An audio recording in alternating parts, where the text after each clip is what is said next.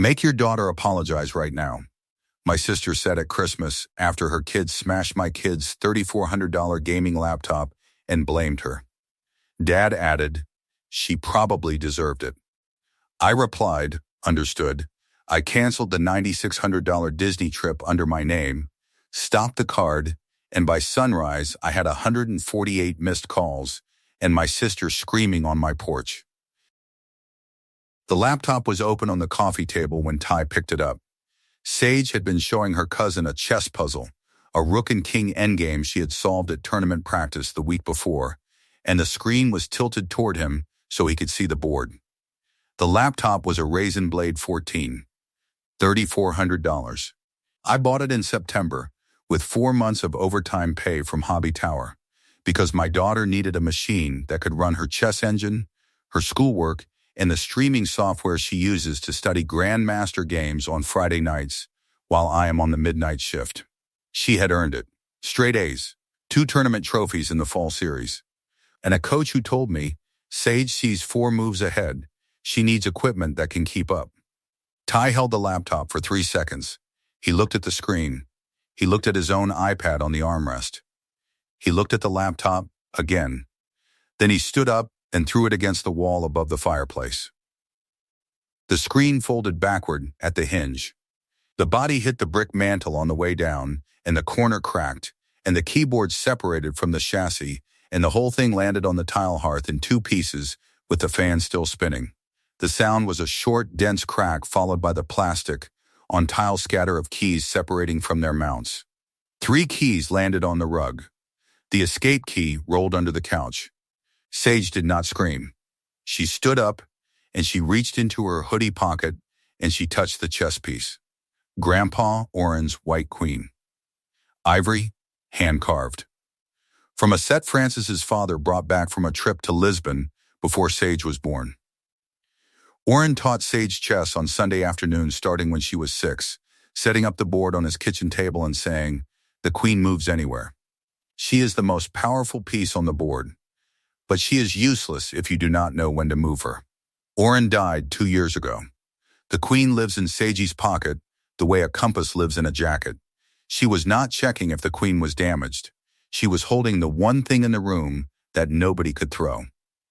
My sister Tessa stood up from the armchair. She did not look at the laptop. She did not look at Ty. She looked at Sage. Make your daughter apologize right now. I was standing in the kitchen doorway with a plate of Christmas cookies I had been carrying to the table. I set the plate down. For what? For provoking Ty. She has been showing off that laptop all afternoon, waving it around. She knows his iPad is older. She was rubbing it in. She was showing him a chess puzzle. She was showing off. And now Ty is upset. Make her apologize, or I am taking my kids and leaving. My father Hugh was in the recliner. He had been watching football with the volume low, the way he watches everything, with one ear on the game and one ear on the room, ready to weigh in only when the scales need tipping in Tessa's direction. He set his beer on the side table and said, Kendra probably deserved it. He caught himself. Sage probably deserved it. He could not even get her name right. Craig, Tessa's husband, was sitting on the love seat with his phone. He looked at the broken laptop on the hearth, and he looked at the ceiling, and he said nothing. Craig is a man who has perfected the art of being present without participating. He contributes his body to a room and his opinion to no one. Ty was standing near the fireplace with his arms at his sides and a look on his face that I recognized. Not guilt, not surprise. Satisfaction, the specific satisfaction of a 13-year-old who has done exactly what he was told to do and is waiting for the adults to complete the transaction. I said, understood. I am an air traffic controller. I have worked Hobby Tower in Houston for 12 years. I sit in a room 60 feet above the ground, and I separate aircraft moving at speeds between 150 and 250 knots with a radar scope and a headset and a voice that does not waver because wavering kills people. Understood is not a word I use casually. In AC it means message received, directive processed, corrective action will follow. It is not agreement. It is not acceptance. It is not compliance. It means, I have heard you, I have absorbed the information, and I am about to execute a response that you will not see until it is already in motion.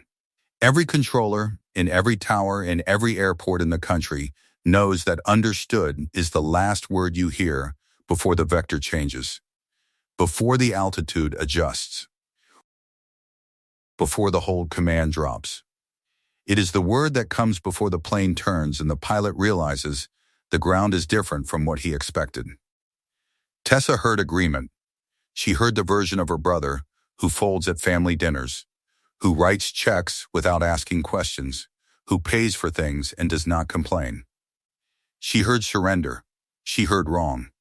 She heard the word, but she did not understand the system that produced it. I picked up the 2 pieces of the laptop from the hearth. I put them in the shopping bag Sage had used to carry it in. I took Sage's hand. I walked to the door.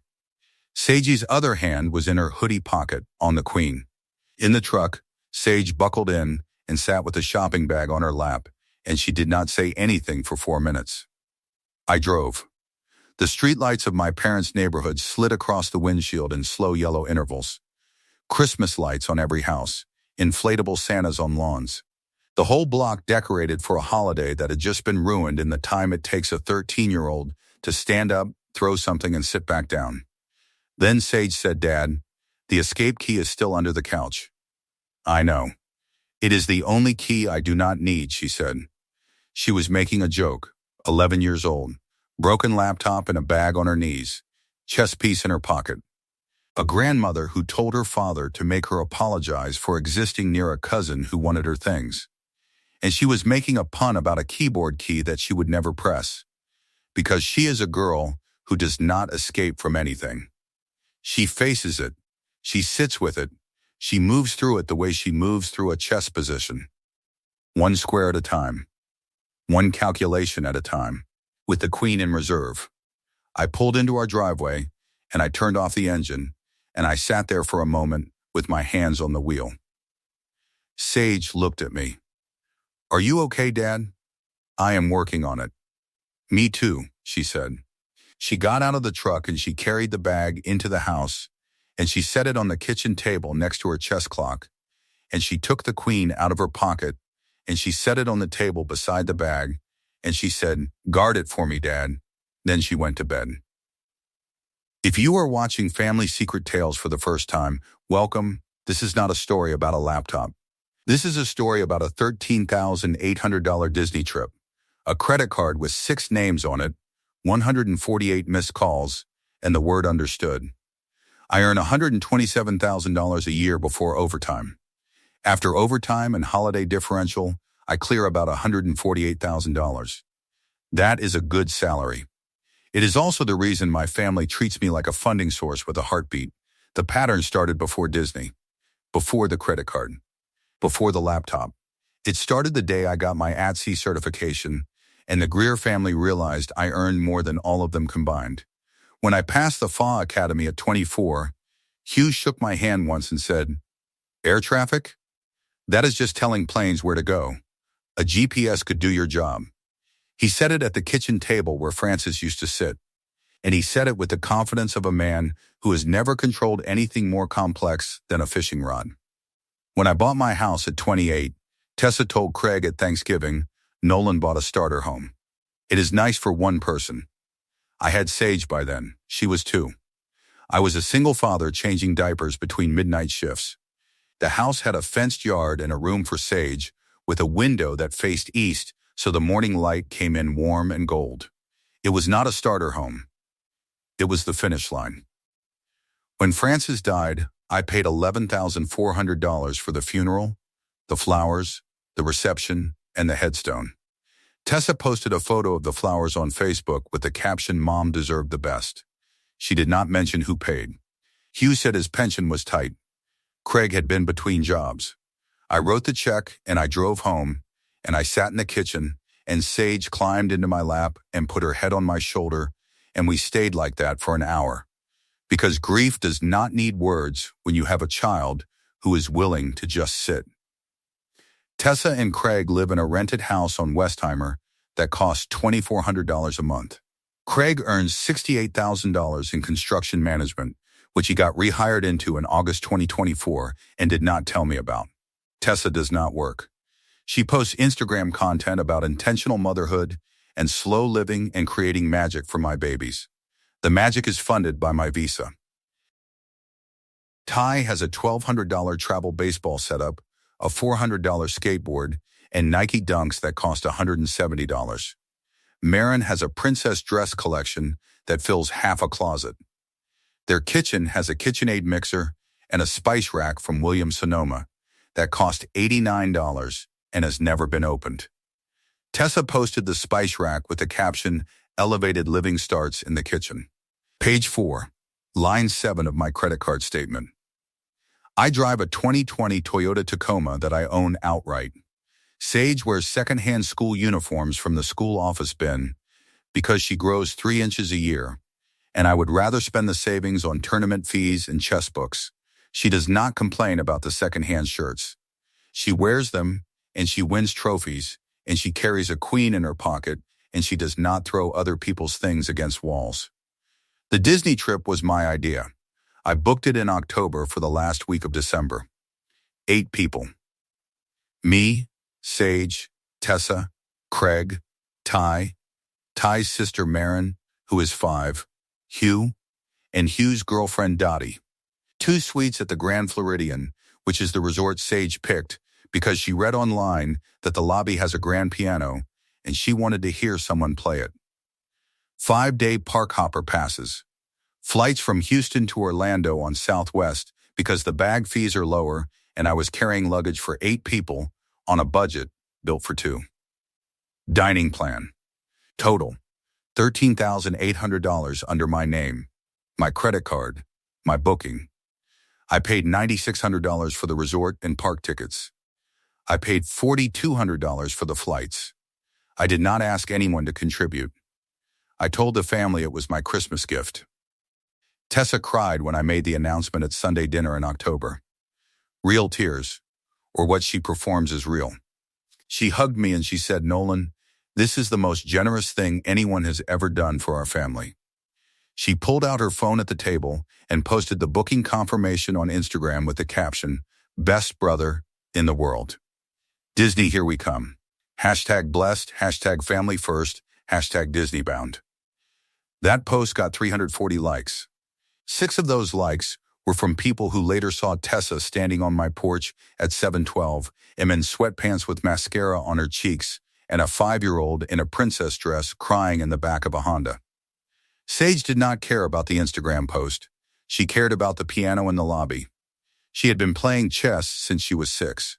When Grandpa Oren set up his ivory set on the kitchen table and said, "The queen moves anywhere. She is the most powerful piece on the board, but she is useless if you do not know when to move her." He taught her every Sunday until the cancer took his hands first, and then the rest of him.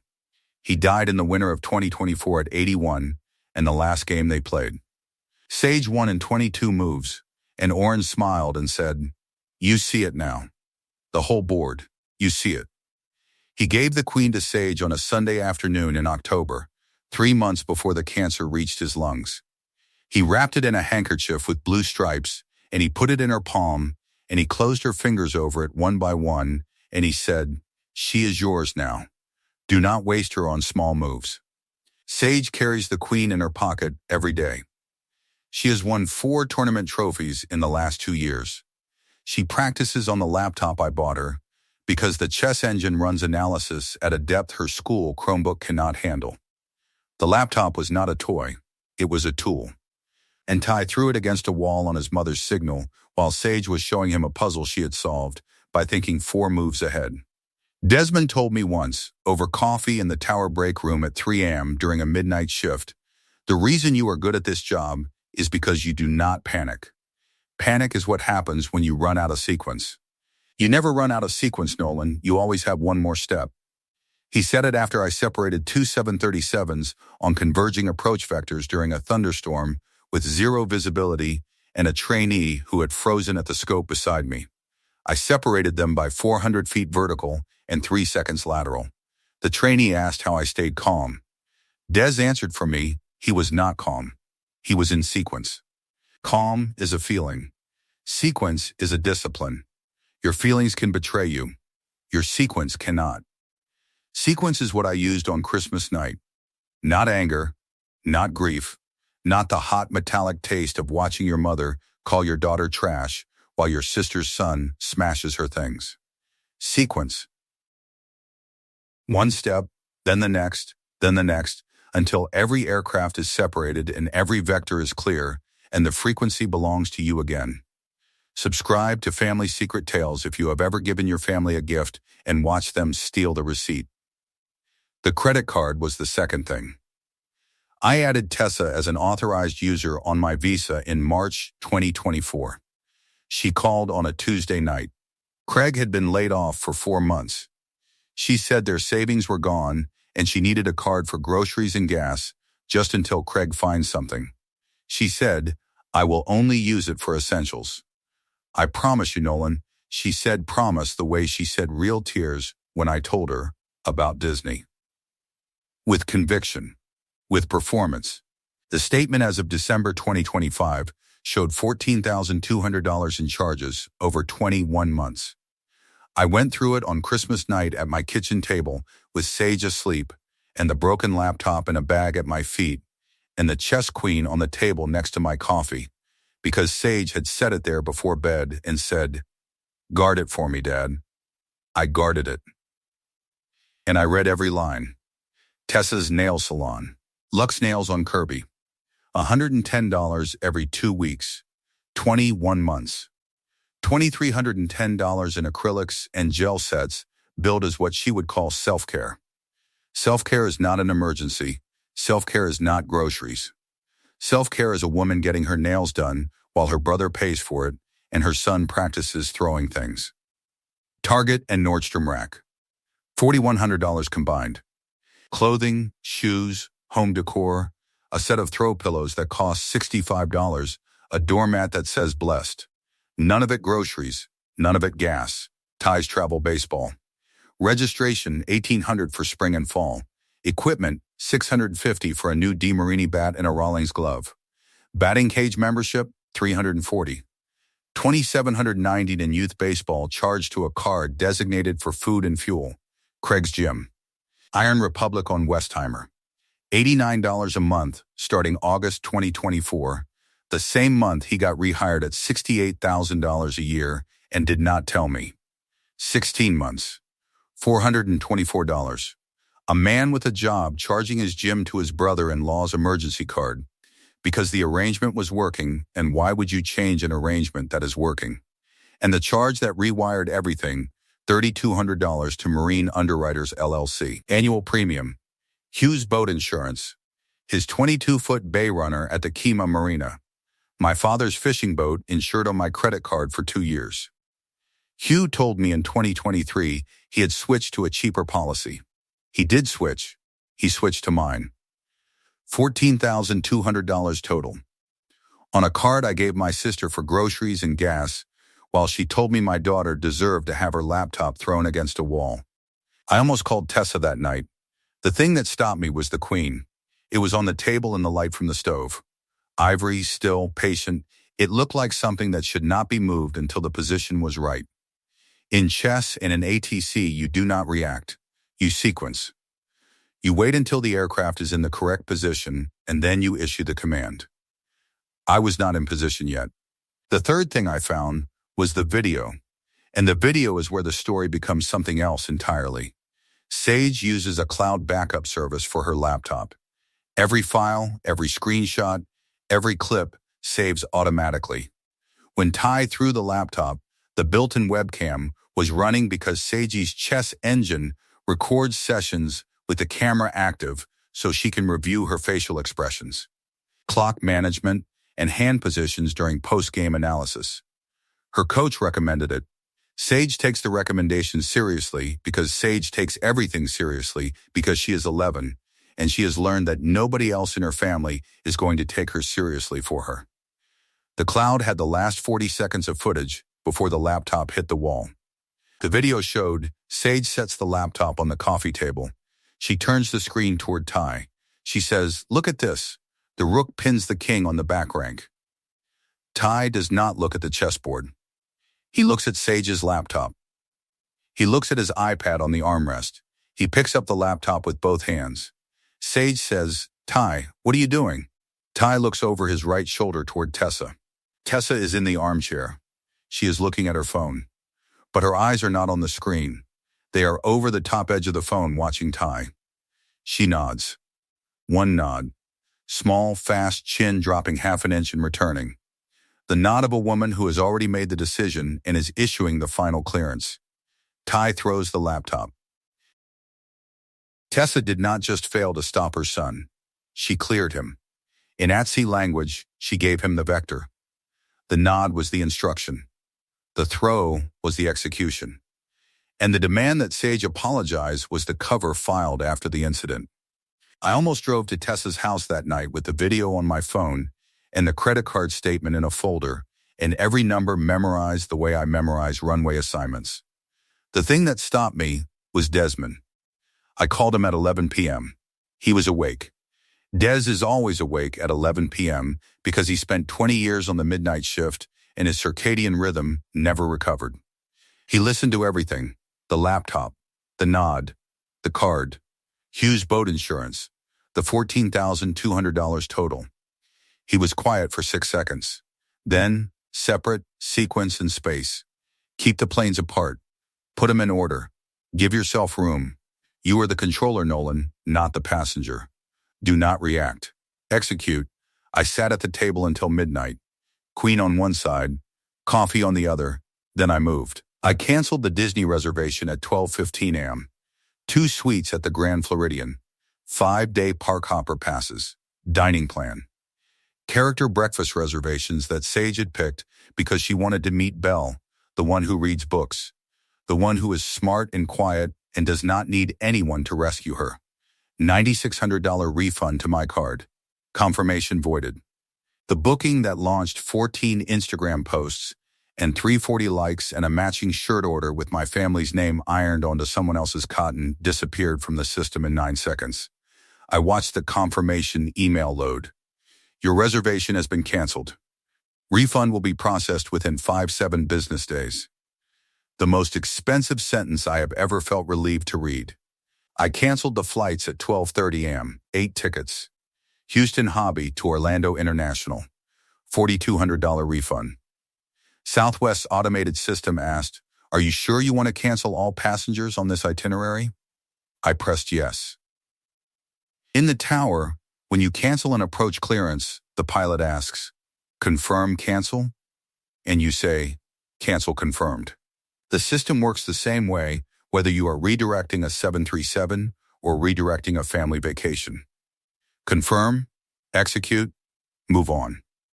At 12:45 am I called Visa Customer Service. I told the representative I wanted to remove Tessa Calder as an authorized user. She asked for the last 4 digits. She asked for the reason.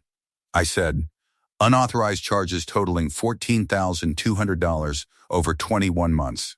She said, the authorized user's card will be deactivated within 2 hours.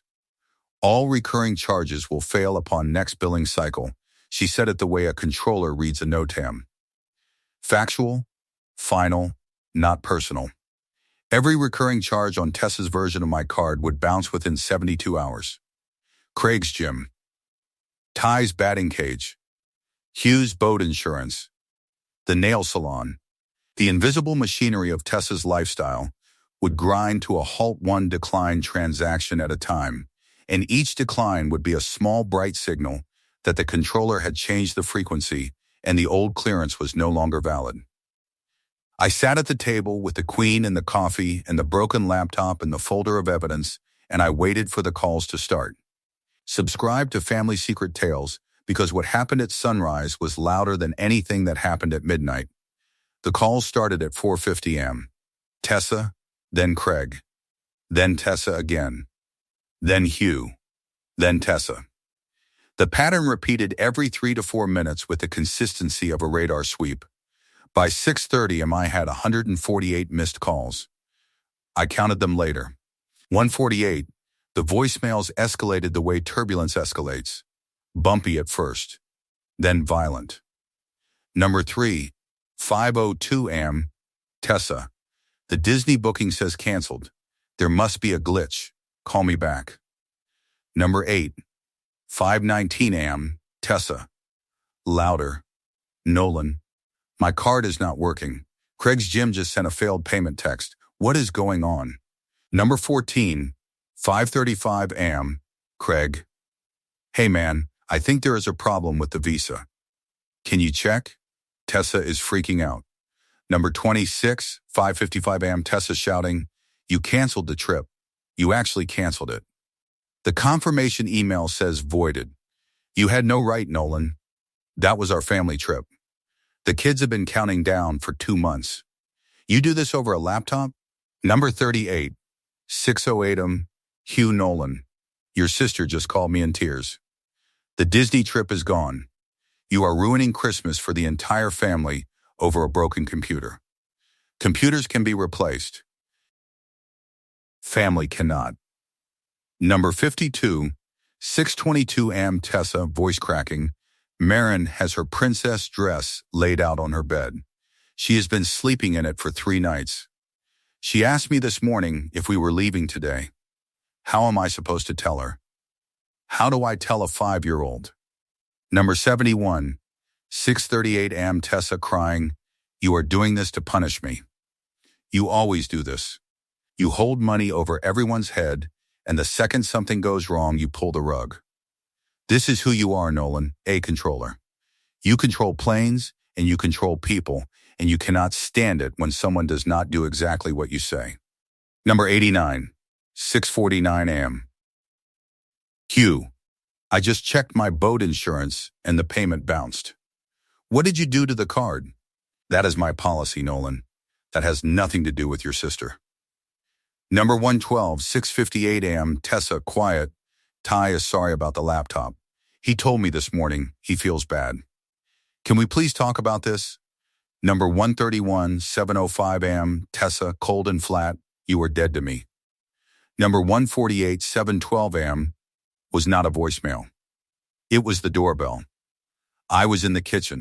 Sage was still asleep. The chess queen was on the table where she left it. The coffee was fresh. The December sun was clearing the tree line behind the house, low and gold and long shadowed.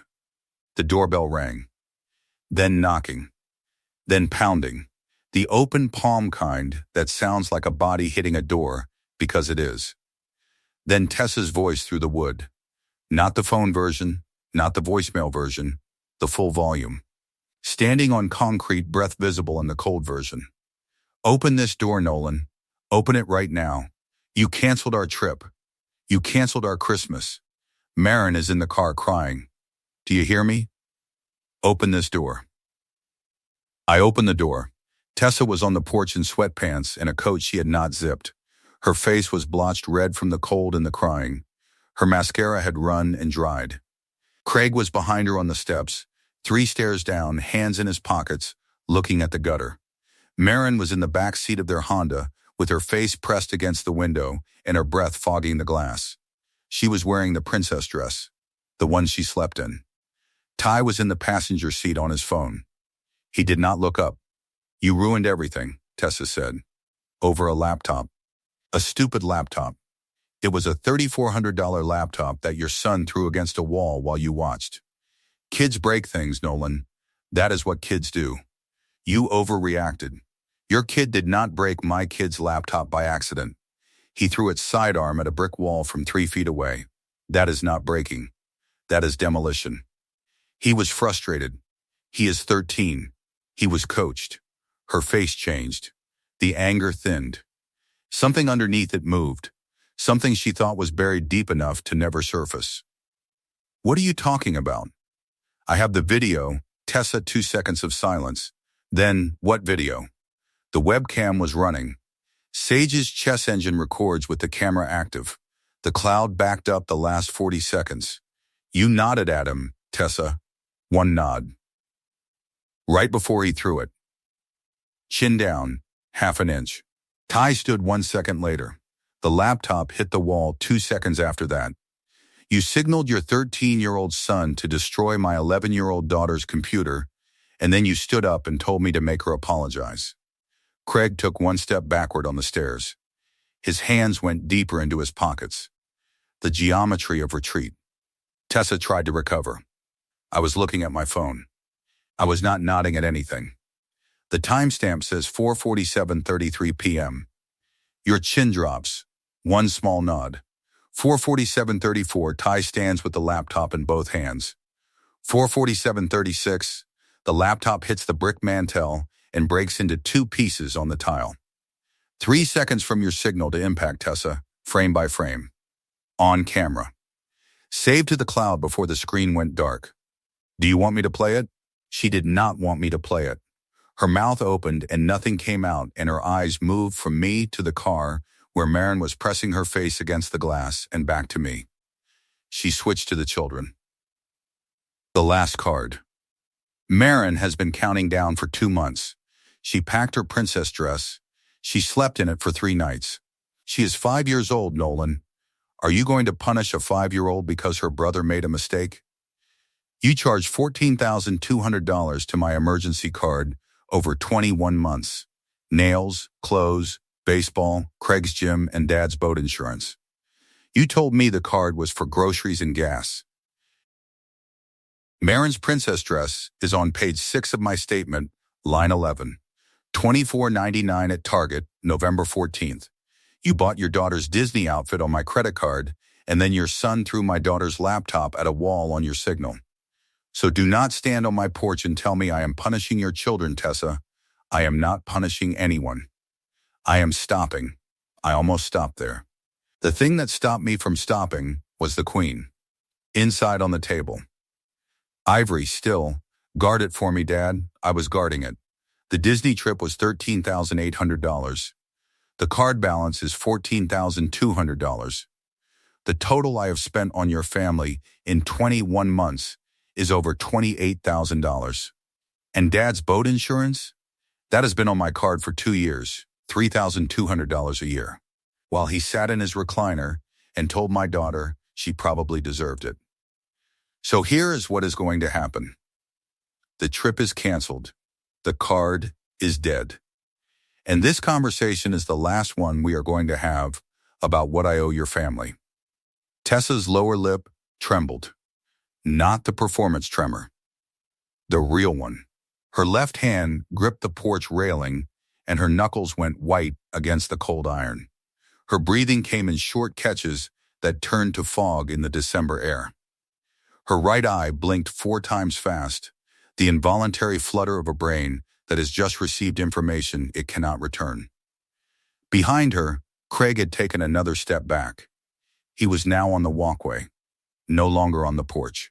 The distance between them had become structural. I closed the door. Tessa stood on the porch for 7 minutes. Desmond's Ring camera across the street recorded the whole thing. 7 minutes of a woman in an unzipped coat staring at a closed door. Behind her, Maren's face pressed against the car window, princess dress wrinkled from sleeping in it. Craig on the walkway, looking at the gutter. Ty in the passenger seat, still scrolling. Here is what it looks like when the person funding the family finally says the word their whole career trained them to say. Understood. On January 3rd, Craig came to my house alone. Saturday morning. He knocked once.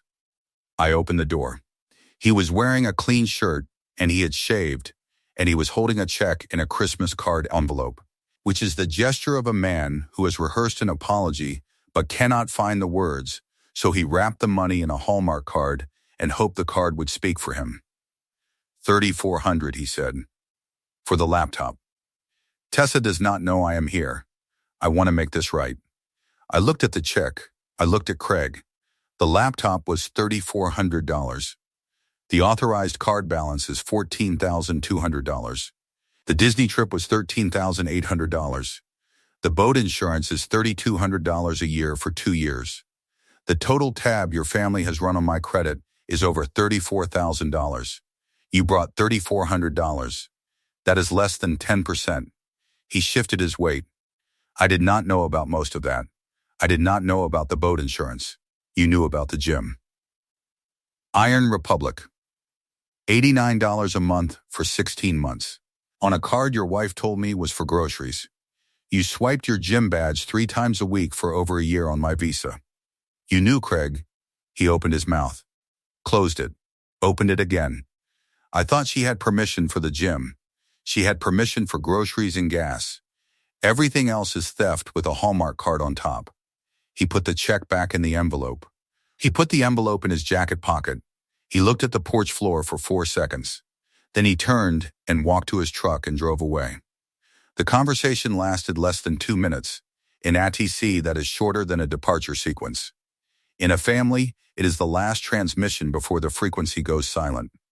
Desmond told me later that Craig drove past my house twice more that week. Slow rolls. The Ring camera caught both. He did not stop. He did not knock. He just drove past a house that used to be an open door and is now a closed frequency. The fallout came the way weather changes in Houston. Fast, humid, and visible from the tower. Craig's gym membership bounced on January 2nd. He showed up for his Monday morning session at Iron Republic on Westheimer, swiped the card, and the machine beeped twice. Declined. The front desk associate, a college kid in a tank top, said, "Do you have another card?" Craig paid cash. $15 for a day pass. He lifted for 40 minutes, showered, drove home, and did not come back the following week. The trainer texted, "Hey Craig, missed you Monday. Everything good?" Craig read the text and did not respond. The message sat unread for 9 days. On the 10th day, the trainer stopped texting. In the fitness industry, an unread text from a client who paid cash once and disappeared means the same thing it means in a family. The arrangement is over, but nobody wants to say it out loud. Ty's batting cage membership bounced the same week. The cage sent an automated email. Ty told his travel ball coach he was taking a break from extra swings. The coach, a man who has watched 14-year-olds quit over money 6 times in his career, did not ask questions. He moved Ty's locker to the bottom row, which is the baseball version of moving a folding chair to the garage. Hugh's boat insurance lapsed on January 15th. Marine underwriters sent a cancellation notice to Hugh's address in Kemah. Hugh called the company. They said the visa on file had been deactivated. Hugh called Tessa. Tessa called me. I did not answer. Hugh's 22-foot bay runner sat at the marina without coverage for 6 weeks. When he reinstated the policy, the lapse triggered a rate increase. New annual premium, $4,100, up from $3,200. He paid it with a cashier's check because his own credit card was maxed from Christmas spending on a holiday he thought someone else was funding. Tessa deleted her Instagram Disney countdown on January 5th. 14 posts. The castle, the dates, the matching shirts, captions like "only 47 days" and "Greer does Disney." The comments were enthusiastic. A college friend, "so jealous." A neighbor, "take a million photos." The post vanished overnight. A friend texted, "Did something happen with the trip?" Tessa replied, "We decided to postpone." The friend did not text back. Postpone is a word people use when cancel feels too close to caught. Hugh's boat sat at the Kemah Marina without insurance for 6 weeks. He called marine underwriters. They said the visa was deactivated. He reinstated the policy himself. New premium, $4,100, up from $3,200 because the lapse triggered a rate increase. He wrote a cashier's check at Chase with a hand that shook at the signature line. The man who told my daughter she probably deserved it paid $900 extra for the privilege of learning that his boat insurance had been running on the credit of the brother whose daughter he could not bother to name correctly. Here is the part that stays. Tessa sits in her living room in the second week of January with 2 Disney suitcases open on the floor. The larger one has her clothes in it. Sundresses, sandals, a swimsuit she bought in November. The smaller one is Marin's. Marin's princess dress is folded on top. The Mickey ears from Party City are still in the bag. The waterproof phone case, unused. The matching family t-shirts that say Greer does Disney in iron-on letters, which is not even their last name because Tessa is a Calder now. But she ordered the shirts with my family name on them because the trip was booked under my name and the card was mine and the money was mine, and she forgot that when you iron someone else's name onto your shirt, you are wearing a debt, not a label. The suitcases have been open for 9 days. She has not unpacked them. Every morning, Marin walks into the living room in her pajamas and looks at the suitcases and asks, "Are we still going, Mommy?" And every morning Tessa says, "Not this time, baby." And Marin says, "Why not?" And Tessa does not have an answer a 5-year-old can carry. She cannot say, "Because I had your uncle's son throw your cousin's laptop against a wall, and then I told your uncle to make your cousin apologize, and then your uncle said one word, and the word was a clearance to shut down every system I was flying on." She cannot say that. She says, "Maybe next year." And Marin nods and goes to the kitchen and eats her cereal, and the suitcase sits open like a mouth that will not close. A Saturday morning in February. Herman Park. The chess table's under the live oaks where the moss hangs low enough to brush your shoulder if you sit on the wrong side. Stone boards inlaid with marble squares. Concrete benches worn smooth by decades of players and pigeons and people who come to the park not because they have somewhere to be, but because they do not. Sage and I set up the board. She takes white. She always takes white. She arranges her pieces with the precision of someone who has been studying opening theory since she was 8, and who understands that the first move determines the shape of the middle game, and the middle game determines the shape of the ending. Desmond arrives at 9:15 with 2 coffees and a bag of kolaches from a Czech bakery on Telephone Road that has been open since 1962 and makes sausage kolaches that taste like a reason to get up early. He sets the coffees on the edge of the stone table away from the board because Des knows that coffee near a chessboard is a spill waiting to ruin a position. "Who is winning?" he says. "She has not moved yet," I say. "Then you are already behind." He sits on the bench next to me and he watches. Desmond does not play chess. He watches chess the way he watches radar, patiently noting the patterns, waiting for the sequence to reveal itself. Sage places the white queen on D1. She looks at the board. She looks at me. She touches the queen once, lightly with her index finger, the way she touches it when she has already seen the endgame and is deciding how many moves to let me think I have a chance. The ivory catches the February light filtering through the oak branches and the Spanish moss and the shadows of trees that have been standing in this park for 100 years. Sage does not carry the queen in her pocket today. She does not need to. The queen is where she belongs. On the board. In position. Ready to move in any direction the game requires. I pick up my pawn. I move it forward 1 square. The smallest possible move. The opening that says, "I am here. I am ready. Show me what you have." Sage smiles. Not the smile she uses when she is managing someone's feelings. Not the smile she wore when Hugh could not remember her name. Not the polite smile she gave Ty when he looked at her laptop and looked at his iPad and made a decision that cost $3,400 in 3 seconds. This is the real smile, the one that starts in her eyes and reaches her mouth half a beat later. The smile of a girl who knows the board is hers and the queen is placed and the sequence is already running. "Your move, Dad," she says. And it is.